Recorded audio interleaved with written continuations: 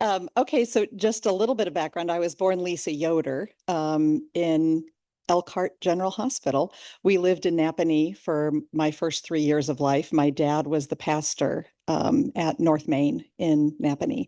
And then when I was three, our family moved to Indianapolis because he took the pastorship down at First Mennonite Church in Indianapolis. So that's where I grew up, was Indianapolis. Came to Goshen for college, and that's where I met Jim. And we decided it was more fun to live in Indianapolis than Goshen at the time. I was done with college, ready to not be in a small town anymore. So we went back to Indianapolis and lived for about 12 years until Jim got the job at Goshen College. And so then we moved back up to Goshen. So these Indiana roads between Indianapolis and Goshen are pretty well worn by me. I still have lots of family in Indianapolis. Was an elementary music teacher at various schools around the area where I got to know Nova. And am recently retired, and that's why I'm busy enough that it's hard to come up with a Sunday because both of our children are out east. Our daughter Emma and her husband Jackson are right outside of Burlington, Vermont, in Essex Junction. And our son Lewis and his wife are in Boston. So we know well the number of hours and miles it takes to drive to each of those places because we do it often. I think that's good, and have been chair of Discipling Commission 5 years, maybe six. It was one of those situations where I signed on to be the chair of the commission before I was ever on the commission as a commission member. And after I did that with children's education in Indianapolis, I promised myself I would never do that again. But Talasha is a pretty convincing person. And Lori Copsey actually stayed on with me for a while to kind of onboard me. So it's been a good learning process. Probably the best thing that happened for my leadership there is that Daniel and Talasha went on sabbatical because then it was just me. And I had to come up with the agenda. I had to know what we were doing. I had to, so I kind of took over for that summer. And then we've been doing it that way ever since, which has really helped to take some things off of Talasha's plate. Very often, I think our commissions work with the pastoral team. The pastor, relating pastor, is the one who kind of knows the background of what's going on, and so they're the ones that kind of come up with most of the agenda items, and the commission chair helps run the meetings or is the point person for that. For our commissions, you'll see the strategic priority that we came up with after we did the whole taking the pulse surveys and all of that. This was the strategic priority that really pertains to Discipling Commission. And we take this really seriously. We have it on the top of all of our agenda items. I mean, all of our agendas that go out and our minutes that go out. And that is kind of our goal. That's what we follow and keep in mind with whatever we are planning. You'll see the committee members here. Previous commission members were Dwight Gerber. Dwight just rotated off. He was fairly new, but because of all the things that are happening with his health and appointments, it was good for him to release this obligation. Higinio is a former member. Stephanie Yoder has been a recent member. And like I said, Saulo Padilla was also on our commission most recently. We're really excited to have Jeffrey Weaver and Jane Short. They're our new recent members and add a lot with the Sunday school connection for the young kids. These are all of our ministries. This is our focus. Children's, youth, and Sunday school. Although we're excited that we've had Addie Lehman as our point person, and she's really been doing a lot of the logistical things for the children's and youth Sunday school. Any kind of youth programming, the Wednesday night activities, summer trips, that kind of thing. Adult Sunday school classes, summer faith formation, like Bible school, compassion camp, other things we do in the summer.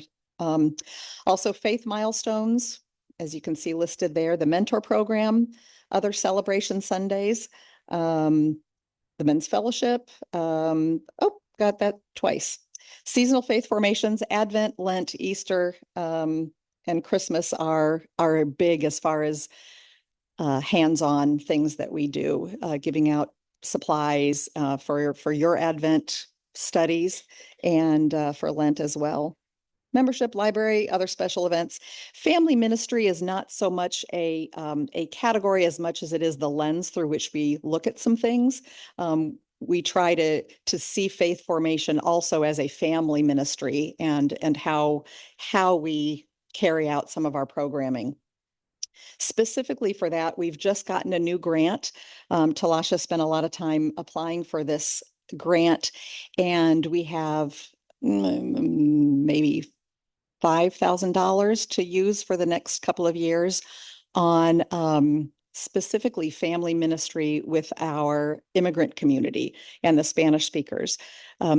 Their faith and the way they do things is very different, and we don't know what's important to them and how they do things. We're learning, but with this grant, we'll actually have money and training that Talasha will go to learn about things.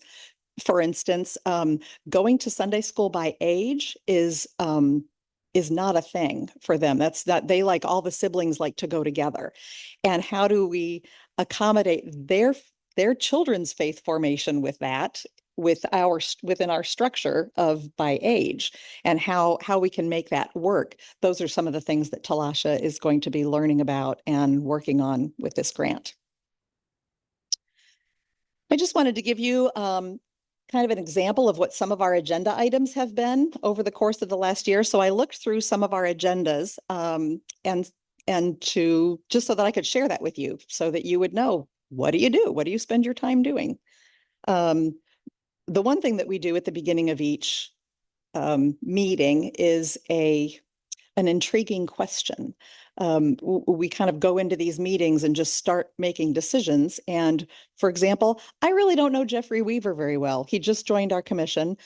He's been to one meeting, but we work hard together. And I know over time we will get to know each other better. But we like to fast forward that a little bit by asking a question. Last month it was, what's your favorite season? What season do you connect with the most and why? And tomorrow it's going to be, what other activity outside this commission are you working on that gives you joy or that you are passionate about? So in that way, we kind of get to know each other a little bit as we're working together. We've been working a lot with the dreaming team that was in place to talk about how we were going to replace Daniel. And many of you might have seen the updates along the way of this team that the Discipling Commission put together to work under the leadership of Rachel Miller Jacobs. And they came up with a proposal which resulted in a half-time position, which you all approved of and voted on. Thank you very much. For a director of children's and youth ministry. But it took a long time to get to that point. The Dreaming team submitted a proposal to the Discipling Commission. We talked about it a lot and did some tweaking because Talasha is very aware of what's happening with the church board and church leadership and what their struggles are, and so how those two things can go together. So that's something that took some time from the last year. We also work on the Sunday school teacher orientation plan. Every fall, the Sunday school teachers get launched. What's the focus going to be this year? And we have a big Sunday where they meet for lunch. There's a little bit of training. We talk about some things, and that all gets planned from our commission.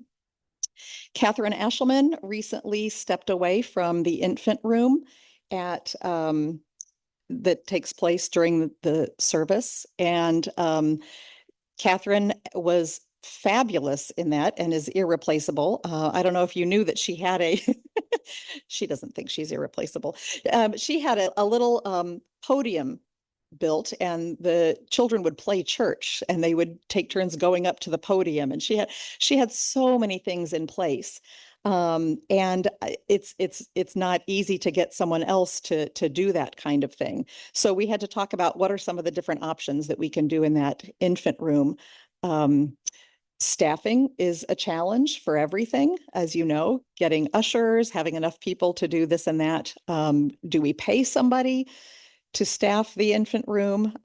Do we put a a number on it for people to text if they want to go in. What we're trying now is a self-staffed room.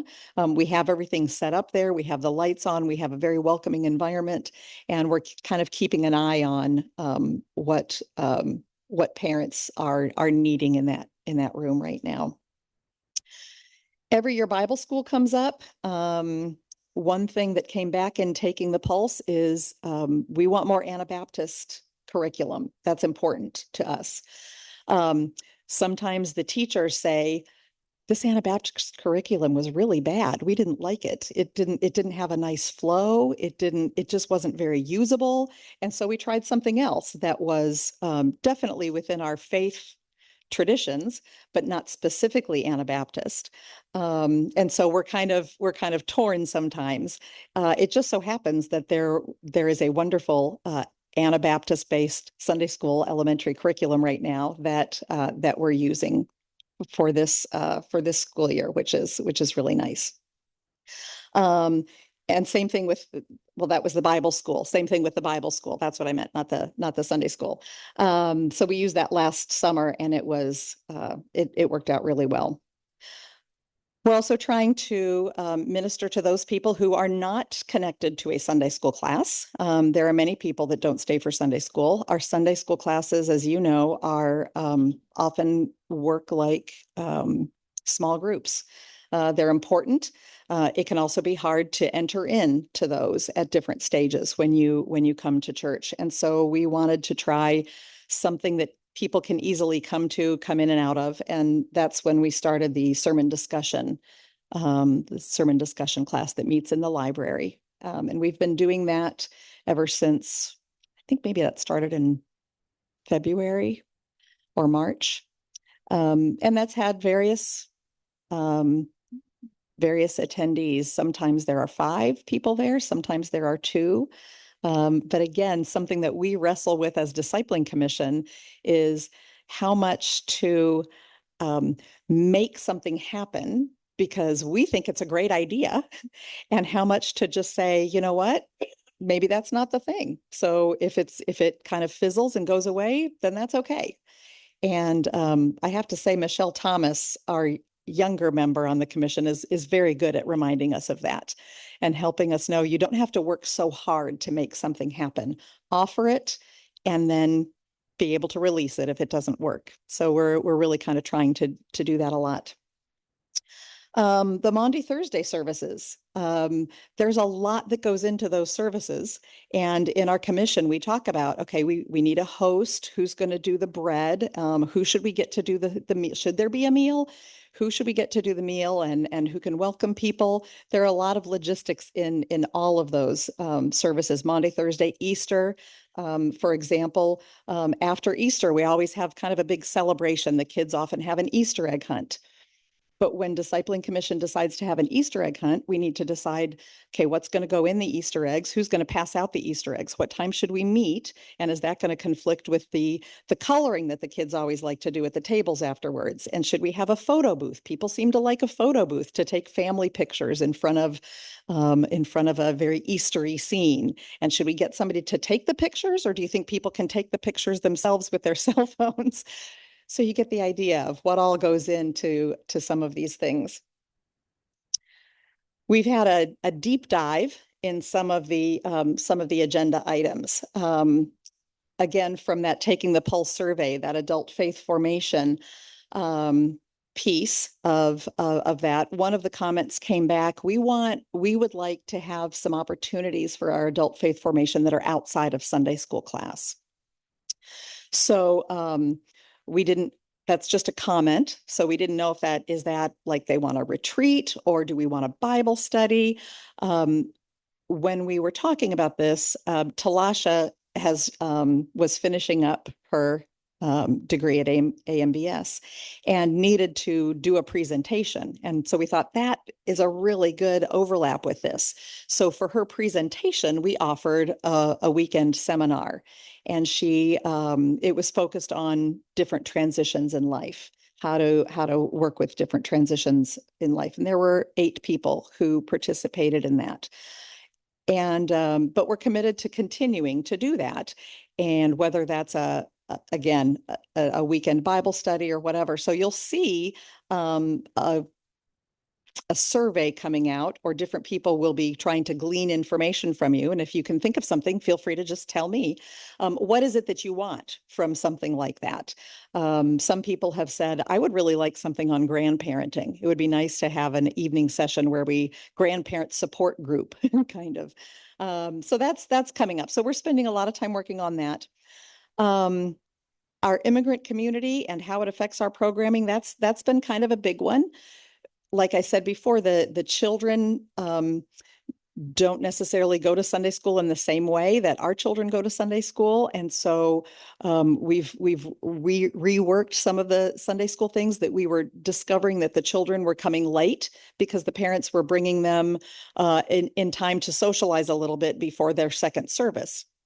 So what do our Sunday school teachers do when they're starting the lesson and then halfway through a non-English speaker comes into their class?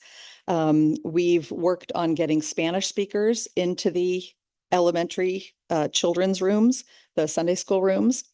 We've worked on trying to get the parents will come and bring the children if they have something to come for as well.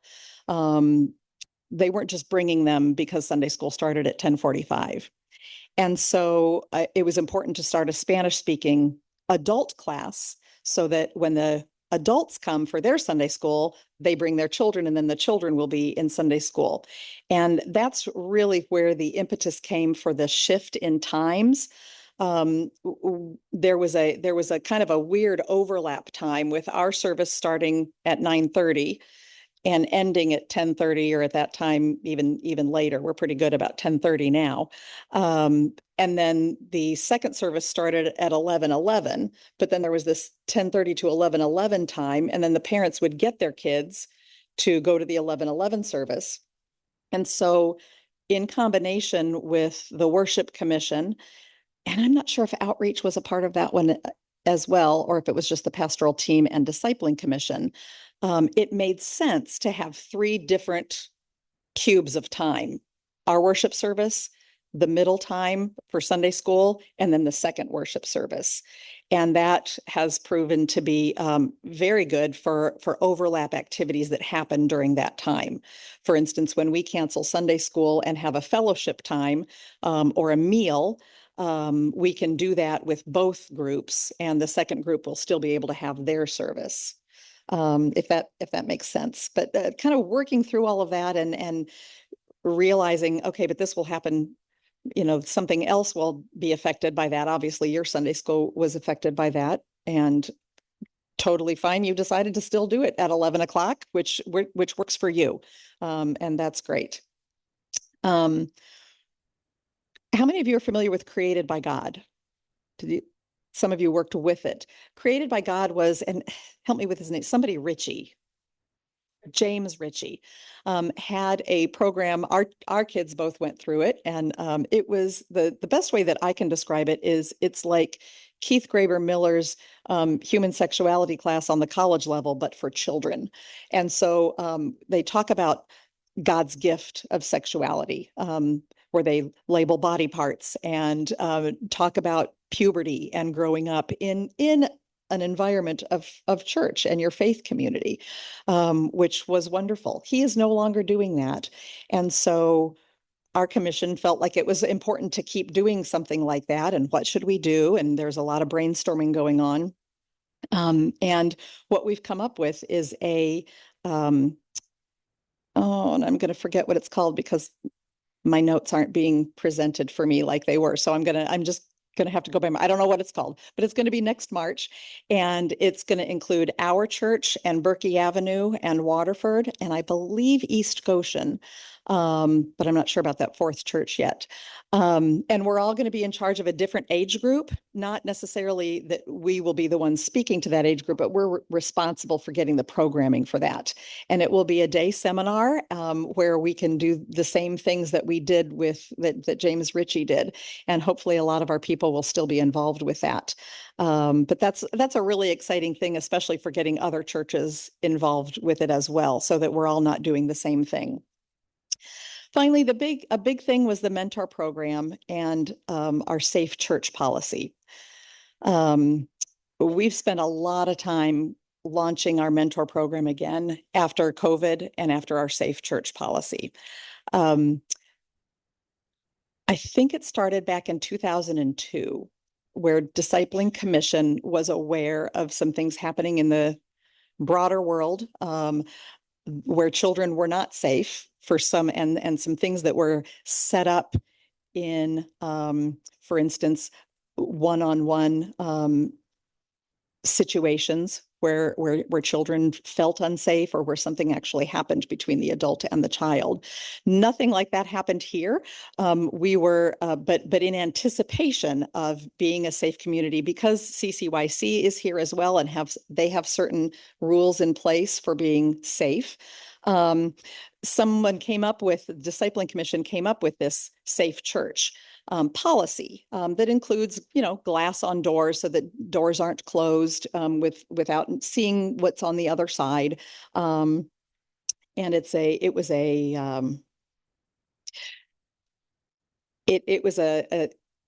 how do I want to say it?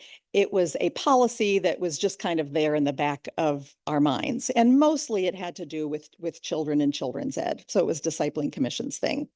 In right before COVID, we revisited that to make it more pertinent for what was happening now in our times in the world, not in our church. And other churches have been talking about needing a safe church policy. And so we were in conversation with other churches. What are you doing with your mentor program? And is is that in line with your safe church policy? Well, and then COVID hit, and so nobody was getting together with anybody. And so that's when our mentor program kind of got put on hold. And then when COVID was over and we started meeting in person again, we didn't have the mentor policy and the safe church policy working together. And so we've had to work on that for about the last 2 years. And as you knew from, what was it, in August, we had a mentor dedication. So we have now 5 mentor child pairs. And we have some things in place that are working for both the mentor and the child. For instance, when our mentors pick up the child, they just text the parents, "Hey, I'm picking them up and we're headed to such and such." So there's just a paper trail of what the mentor and the child are doing. So we just feel like that mentor-child relationship is important enough that it's okay. It's not the ownership is not just on Discipling Commission to make sure that everyone is safe in their environment. It's also on the parents. It's also on our whole church. Well, the Discipling Commission also does not want to be the safe church police for the entire church, because we started realizing, this is more than just children. It's adults who are affected by this as well. And so we proposed to the church board that we have a safe church commission or a safe church committee who will then kind of look at all of our different ministries within our church and make sure that everyone is operating under our safe church policy. And that's being launched here in the next month or two, I think. Those are just some things we've been working on. I'm sure you probably have questions about what some of those things are, or I hope to be able to answer some of them. Again, the one other thing that I meant to mention was what was happening with our Genesis and our youth during this interim time, before we've had a chance to hire a director of youth and children's ministries.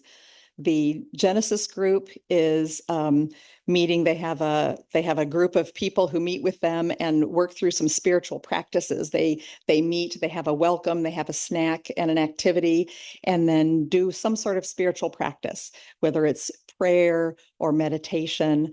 And we have a lot of good people on board with that. Our youth, our MYF, are actually meeting once a month with Waterford's MYF on Wednesday nights. And they also have a group of people in place. One group are the Sunday school leaders, and then one group of parents who are working through some Sunday evening activities and Wednesday night activities. So we've got some really good things in place with the Genesis group and the MYF group. while we're waiting for that director of Children's and Youth Ministries to get into place. Looks like John has a mic. If anybody has any questions about what I've talked about or anything else that comes to mind, if you want, I can put back my the Discipling Ministries page. In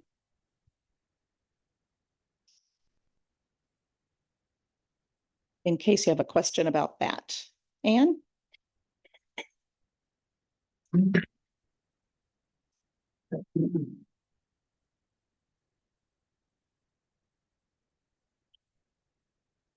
I thought I would just indicate that I'm in regular communication with James Ritchie, who did the Created by God program here at College Church. And just this past week, he sent an email and said they were traveling in Pennsylvania and they saw on a church billboard that there was going to be a hymn sing at a Mennonite church. So they stopped for the hymn sing. And he was so elated to be there because he knew how the Mennonites could sing. And anyway, I thought it might be of interest to let this group know how this all got started. Definitely. When we were on sabbatical in New York, I was working on editing the Sexuality, God's Gift book. And in the largest sexuality library, maybe in the world, I don't know. Anyway, a while later, Vic Stoltzfus was going to be visiting his daughter out there. And I said, Vic, we were working on the sexuality task force here. I said, why don't you go to the library on 42nd Street and look up some of the curricula that are in various denominations. And he did that. And he came back suggesting that there's a Methodist minister in Monroeville, Pennsylvania, who does a workshop for 5th and 6th graders. And maybe we should look into that and see if that would be useful here. And so the Board of Elders, which I was on at that time, asked me to go and sit through one of those workshops. And so Ab and I drove out there, and I went to this weekend workshop that Jim was conducting, and I came back and told the board, I think it's a good idea. He does a nice job. And the board moved forward and brought him here. And he was so impressed with the fact that our board would spend the money to send somebody to go through the workshop to see whether it was okay. And that impressed him. And then when he was here, we had some of you folks as small group leaders to work with the 5th and 6th graders. Sometimes we included 7th graders as well. And we had a physician, we had school teachers, we had a number of people who helped with that program. Anyway, every couple of years, we invited Jim back again, and he did that, I don't know how many times. And he's retired now, as you said. And he said, if I were not a Methodist minister, I would surely be a Mennonite. And he was very, very, very helpful. And I think the parents whose children participated were very grateful. We got that kind of feedback. Yeah, and we really hope to pattern our weekend seminar, our weekend event next March after that, after Richie's things. And of course, Anne was very much a part of the human sexuality class at Goshen College, in addition to Keith Graber Miller, who I mentioned, but yeah, Anne as well. You were talking about ages. It spurred me to just the thought that with our mentor program used to be middle schoolers that we would pick, the middle schoolers would pick a mentor. And what we've discovered is that's the age where they get really busy now, more so even than, 20 years ago. And so we've dropped down to fifth grade, and the fifth graders are so excited about having a mentor. The seventh graders, we would get response back like, would you like a mentor? Sure. Or, well, what's that? The fifth graders, would you like a mentor? Yeah. So they're really excited about having a mentor at that age. One thing that we're also intentionally doing are some intergenerational activities to try to give those fifth graders a pool from which to choose for being a mentor. So we've had different things. This afternoon's pet blessing is one example of that. That came from a discussion with me and our fifth and sixth graders.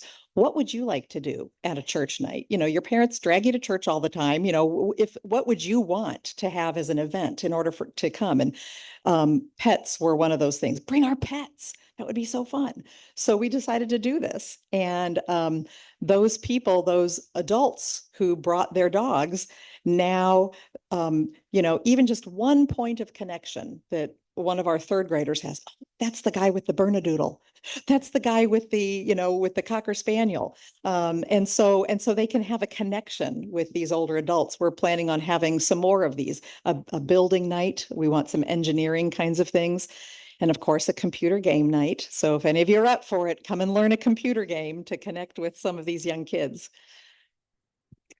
I'd like to ask more about Bible school. Some of us have been very disappointed that we haven't continued the traditional Bible school where many of us work very hard for many weeks to prepare and lead Bible school, but our children are missing something that was really important in the past, and wonder how that will be addressed next. What will be addressed next? I'm not sure what your question is. Well, your category of, I forget exactly how you named it, Bible school was one of the Right. In our summer faith formation. Intensive time for children. Yeah.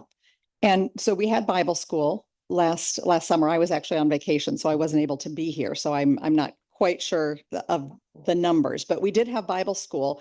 The numbers of children had been going down. Bible school was something that everybody wants us to have, but then we were having more and more of a difficult time getting the numbers of people that were needed for the way we did run Bible school, which was a fabulous way of running Bible school.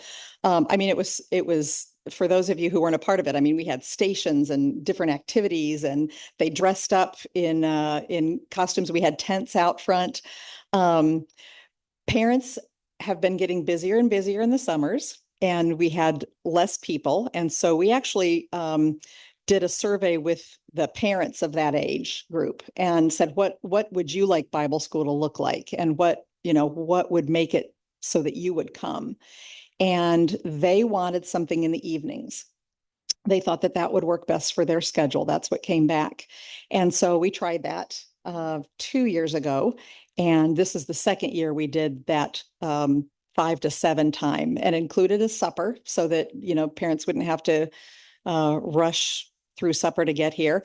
That has seemed to work. They still have, it's only our church. We're not doing it in combination with other churches anymore. Part of it is staffing, I think. And again, one of those things that, we've been doing this all this time. Is it time to try something different? And maybe go back to that again? That's, I think us as a commission, we didn't intentionally say we're not doing this anymore. It was, we're trying this year. And then I think after COVID changed a lot of things, and COVID changed a lot of things for, it was it just seems like for us and our commission, it's like there's what we did before COVID and what we did after COVID. And I think that there were fewer people coming out for things because they were used to not doing it during COVID then. And so it was more difficult to get the enthusiasm for things. So I'm not completely I don't know if I'm answering your question or not, but it just kind of was one of those things that shifted at one point post COVID, and we're going with that for a while. I think it's still very meaningful for the kids who are involved and for the teachers who are there. But I know a lot of us mourn what was for our kids, and oh, but we should keep doing that. We struggle with that a lot on our commission. As you saw, we had Gay Lehman on there, who helps to represent one generation, and Jane Short and myself. Jeffrey is a little younger, and Michelle Brenneman, who's a little younger yet.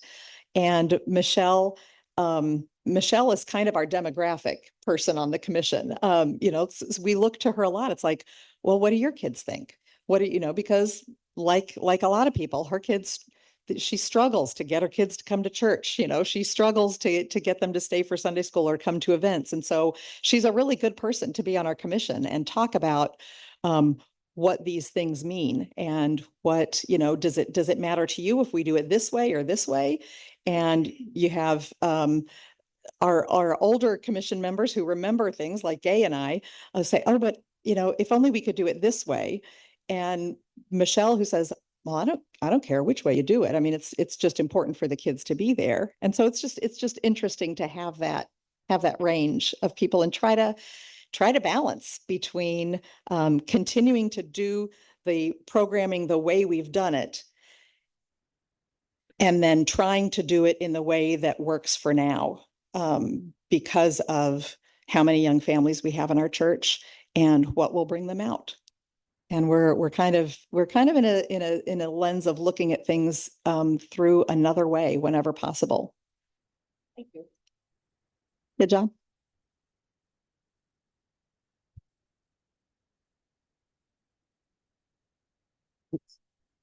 This has been very helpful to me, and I realize now in ways I hadn't before how many transitions we have to make in this church, and particularly affecting discipling. So thanks so much for the way you're working at it. And I know it's not easy, but I really do appreciate your efforts and the way you are working together as a committee. Thanks. We're enjoying ourselves as a commission. We're a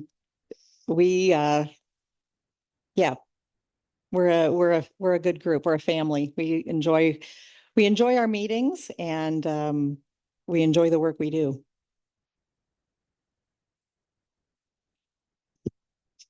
John.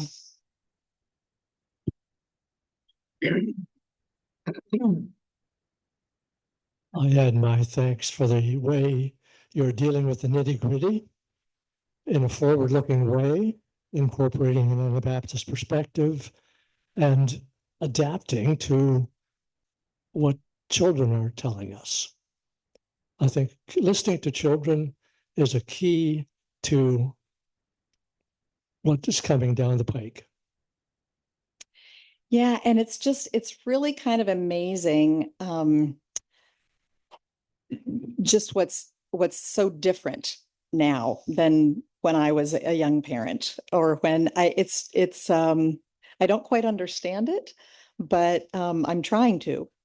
And if I can also put a plug in, for our church, I know we have some struggles, and some of us are like, oh man, things have changed so much, and our numbers are down. We have a really good reputation out there for what we're doing, and I talk to a lot of friends because being on this commission, then I'm thinking about these things all the time. So I'm asking some of my peers out there who go to different churches, but like, what do you do for your mentor program? And there are some churches that are just kind of embarrassed that, well, we do have a safe church policy, but we haven't really done anything with it. And when they hear what all we've done and what we've put in place for it, they're like, wow, which is so cool. It's a wonderful thing. And the fact that we're starting this, created by God. We're not going to use that phrase anymore since that was James Ritchie's, but we're starting that with other churches. And then other churches kind of want to be a part of it. Or other churches are saying, tell me again what you're doing with the immigrants. You've got clothing and you've got houses and you've got, so it's just our church is doing some really cool things. And I have to credit Talasha, who is really well known within the Greater Mennonite Church for her curriculum studies and for the things that she has written. We're very fortunate to have her. Very often, I think churches don't appreciate who we have until they're somewhere else. And then it's like, oh, wow, yeah, they're really good. Because she's just Talasha, she came as a young pastor, but her seminary training and what all she's accomplished for the Greater Mennonite Church is something that we should really honor and be proud of her for. Thank you. I'm Mark Rosenberry, and I'm relatively new, so this question, maybe everybody else knows the answer. But I was intrigued where you said the human sexuality for 5th and 6th graders. It's a coalition of 4 churches. I believe you said Waterford, Berkey Avenue, East Goshen, and CMC. How does that coalition come about? Why those 4 churches? And are there other opportunities to do joint programs with those churches? Yeah, we're trying to think outside the box and do that more. I believe it came with those churches geographically. First, Waterford's right down the street, Berkey's this way, and I think also the relationship that Talasha has with the youth pastors at those churches. So that's how it starts. Some other things start because somebody just has a friend who is at this other church, and so these 2 churches do things together. So it's just kind of organic like that. And I think the same thing happened with Waterford's MYF. Again, they're right down the street. There was probably some sort of connection with that youth pastor. And so that's why our MYFs are meeting together. I would just say that Stephen Ministry has piggybacked on that too, where Waterford, Berkey Avenue, and College Church are working together.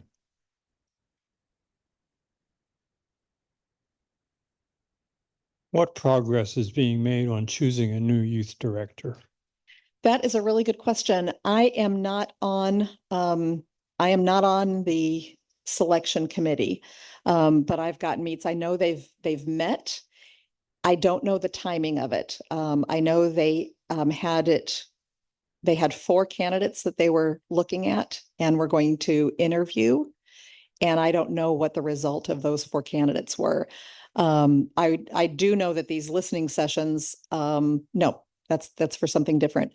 I don't know. I can't say about timing. I do know that when we put the Genesis plan and the MYF plan in place, we're prepared to have that in place for the entire year, Sunday school year, if we need to. It can function just fine like that. I think Addie will be ready to release that extra responsibility, but we could do that if, for instance, our candidate of choice might not be available until next spring. We're prepared to have that in place for that time. But I can say it's moving forward, and we're excited about the possibilities.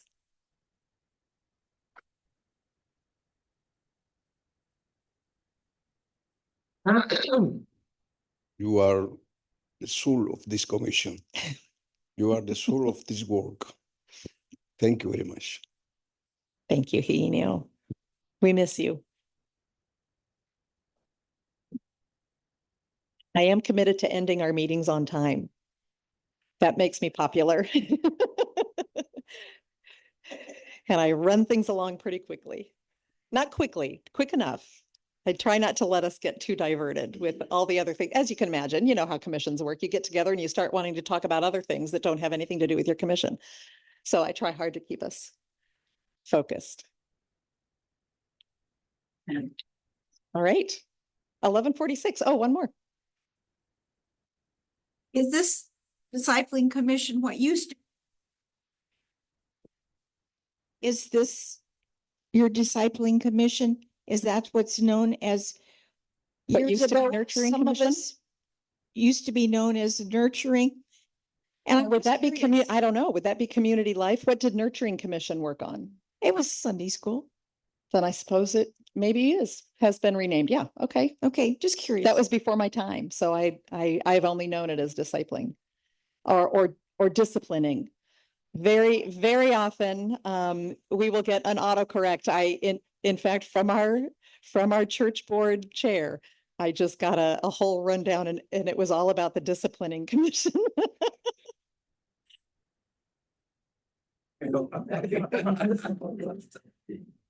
Thank you.